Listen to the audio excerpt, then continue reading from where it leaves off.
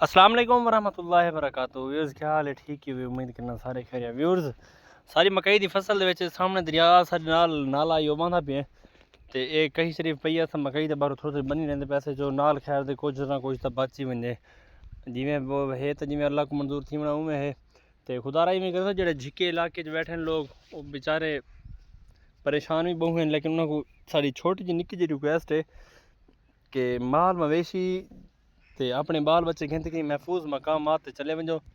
देखो ये टोटल सारी बैक साइड मक्की बची पई है तो इन साइड तले सारी जी मक्की वो सारी खत्म थी चुकी है तो इतना कि जेडे बेचारे बैठे थे उन्होंने को छोटी जी गुजारिश है कि खुदारा आपने कीमती जान ते माल की हिफाजत की कि चले वनो महफूज मकामात थे।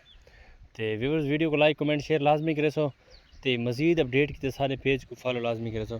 तो दूजे नंबर पर रात का पानी का बहाव भी काफ़ी ज़्यादा है, पानी काफ़ी उत्ते चढ़ता भी है तो क्योंकि त्रेवी तो जो पानी है ना उत्थे पानी कहना चढ़ा है इन एरिए पानी कहना है पानी तले रह गया लेकिन हूँ तो काफ़ी ज़्यादा पानी है जो उत्ते पानी आता पिया। देखो हम जमीन के पानी बहता पिया अस हम कई चाह से थोड़ी जी आप चाह बनी छड़ने ने तो ऊँ तो बाद इंशाअल्लाह दुआ करो नाल खैर ते अल्लाह सी अपनी पानी जी जी ये इनको वापस ही वजे नाल खैर दे तो वल मिलते हैं। उस तो बाद अल्लाह हाफिज़।